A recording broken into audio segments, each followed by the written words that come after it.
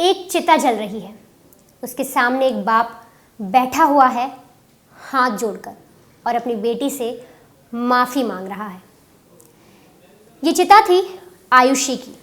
अब आप आयुषी चौधरी कह लीजिए या फिर आयुषी यादव। एक तरफ श्रद्धा है और दूसरी तरफ आयुषी। श्रद्धा को आफताब ने मारा, उसके बॉयफ्रेंड ने, फिर उसके 35 टुकड़े किए और फिर अलग अलग पॉलीथीन में रखकर उन्हें जंगल में फेंक दिया। दूसरी तरफ आयुषी है। जितनी दिल दहला देने वाली श्रद्धा की कहानी है उतनी ही आयुषी की भी। 17 नवंबर को आयुषी दोपहर में अपनी माँ से बहस करती है।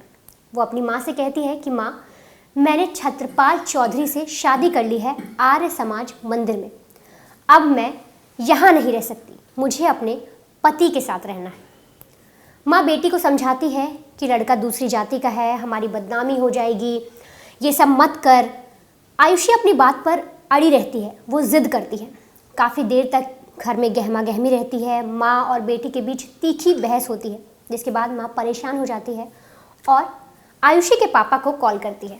आयुषी के पापा नितेश यादव उन्हें कॉल करती है और कहती है कि घर आइए और आकर अपनी बेटी को समझाइए। अब जब पिताजी घर आते हैं तो वो आयुषी से सारा मामला पूछते हैं।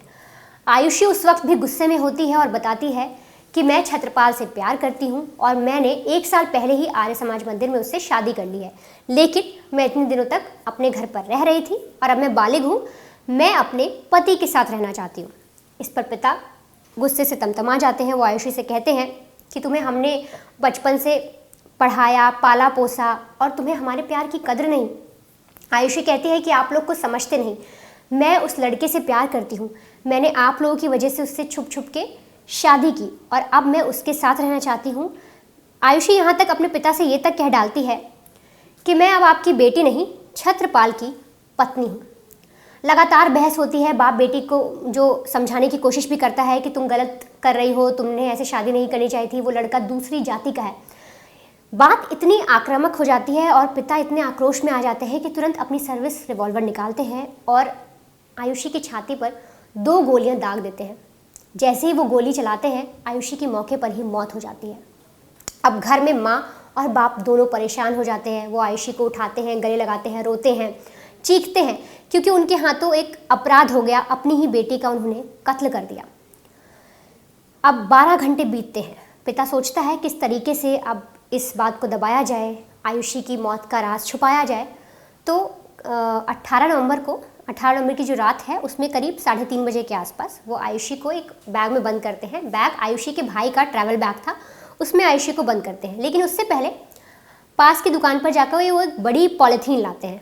उस पॉलीथीन में आयुषी को डालते हैं, आयुषी की लाश को उसमें डाला जाता है और फिर बैग में पैक कर दिया जाता है। इस पूरे प्रकरण में, इस पूरी वारदात को अंजाम देने में जो माँ थी आयुषी की, वो भी पूरा साथ दे रही थी। अब जो पिताजी हैं वो उससे आयुषी को पैक कर देते हैं, उसकी लाश को बैग के अंदर, फिर उसे गाड़ी में रखते हैं और गाड़ी को सीधे यमुना एक्सप्रेस वे की तरफ मोड़ देते हैं। घर से गाड़ी निकलती है और सीधे आकर एक्सप्रेस वे पर रुकती है। अब पिता सोचता है कि किस तरीके से मैं इस लाश को ठिकाने लगाऊं। तो किसी बीहड़ इलाके में जाकर, किनारे जंगल का एरिया था, वहाँ पर वो उसको सूटकेस को फेंक देते हैं। वापस घर भी आ जाते हैं। अब ऐसे में माँ बाप सदमे में तो थे, क्योंकि उनकी बेटी गई है और बेटी की जान गई है। परेशान भी थे कि कहीं हम पकड़े ना जाएं। अब 18 नवंबर को सुबह ही पुलिस को एक बॉडी मिलती है उस सूटकेस के अंदर। अब पुलिस भी हैरान रह जाती है कि कौन है, क्या है, कहाँ से आई है, कुछ पता नहीं। और एक लड़की की लाश है अंदर मुड़ी हुई और उम्र पुलिस अंदाज़ा लगाती है यही कोई 20-22 साल। तो पुलिस हर कहीं इलाके में पूछताछ करती है, आसपास जो ढाबे हैं उन सबसे पूछती है। पुलिस इसके बाद 14 टीमें बनाती है और 100 सीसीटीवी फुटेज की जांच करती है। अब सीसीटीवी में वो पुलिस कार देख लेती है जिसके ज़रिए उसको फेंका गया। अब उसी के माध्यम से जो पुलिस है वो माँ बाप के घर तक पहुँच जाती है, लेकिन पुलिस से जाहिर नहीं करती कि उन्हें ये सारी चीज़ें पता हैं। पुलिस जाकर पूछती है कि आपकी बेटी कहाँ है। अब जो माता पिता थे वो थोड़ा घबरा जाते हैं, क्योंकि उन्होंने इतने दिन से मिसिंग रिपोर्ट नहीं दर्ज कराई थी। तो वो आनाकानी करते हैं। पिता फिर पुलिस पूछती भी है कि आपकी बेटी अगर है नहीं, आपको मिल नहीं रही, तो आपने इतने दिन तक पुलिस में कोई FIR दर्ज क्यों नहीं करवाई? अगर आपकी बेटी गायब है, आप पूरा 12 घंटे हो गए आपको नहीं मिली, तो फिर आपने ऐसी कोई रिपोर्ट क्यों नहीं दर्ज कराई? जिसके बाद वो दोनों टूट भी जाते हैं, रोने भी लगते हैं। पुलिस भी पीछे पीछे सारी चीज़ें जानती है, तो पुलिस उन्हें पकड़ लेती है और चुपचाप बैठाकर अपने साथ ले जाती है। वहाँ पर उनसे पूरा माजरा पूछा जाता है कि क्यों किया, किस लिए आपने बेटी को मारा, क्या पूरा किस्सा है। तो बाप हर एक चीज़ रोते रोते बताता है। बाप कहता है कि मैं अपनी बेटी को बिल्कुल मारना नहीं चाहता, मैं उसे बहुत प्यार करता हूँ, लेकिन मेरी बेटी बचपन से ही ज़िद्दी स्वभाव की थी, वो बहुत अड़ियल थी। मैंने उसे मना किया था कि वो जो लड़का है जिससे तुम शादी करने जा रही हो वो दूसरी जाति का है, लेकिन फिर भी उसने चुपचाप उससे शादी कर ली। और फिर आकर वो मुझे ये कह रही थी कि अब मैं आप लोग के साथ रहना नहीं चाहती, अब मैं आपकी बेटी नहीं छत्रपाल की पत्नी हूँ, जिस पर मुझे गुस्सा आ गया और मैंने उस पर गोली चला दी। अब जब ये सारी चीज़ें सामने आई, पुलिस को सारी एक चीज़ पता लग गई कि किस तरीके से वारदात को अंजाम दिया गया, तो पुलिस ने आरोपी माँ और पिता को अरेस्ट कर लिया और उन्हें फ़िलहाल वो जेल में है।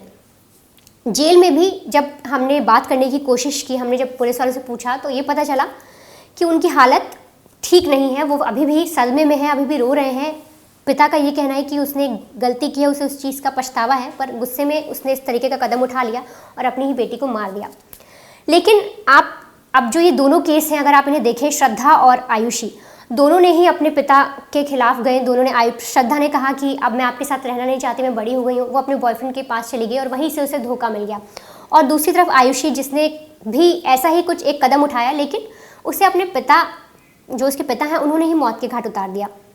जहाँ तक अगर इस पूरे केस को, दोनों ही केस को हम एनालाइज करें और दोनों ही केस को समझने की कोशिश करें, तो गुस्सा जो एक है, जो एग्रेशन है, जो गुस्सा आ जाता है अचानक से, हम किसी भी चीज़ को लेकर एकदम से आवेश में आ जाते हैं और उसमें ऐसा कोई कदम उठा देते हैं जिसके बाद हमें पछतावा होता है। अगर हम आफताब की बात करें तो आफताब को इस चीज़ का कोई पछतावा नहीं है, लेकिन वही जो इनके पेरेंट्स हैं, जो आयुषी के पेरेंट्स हैं, वो इस चीज़ को लेकर पछता भी रहे हैं। उन्हें लग रहा है कि हमने गुस्से में ऐसा एक कदम उठा दिया और अपनी ही बेटी की जान ले ली।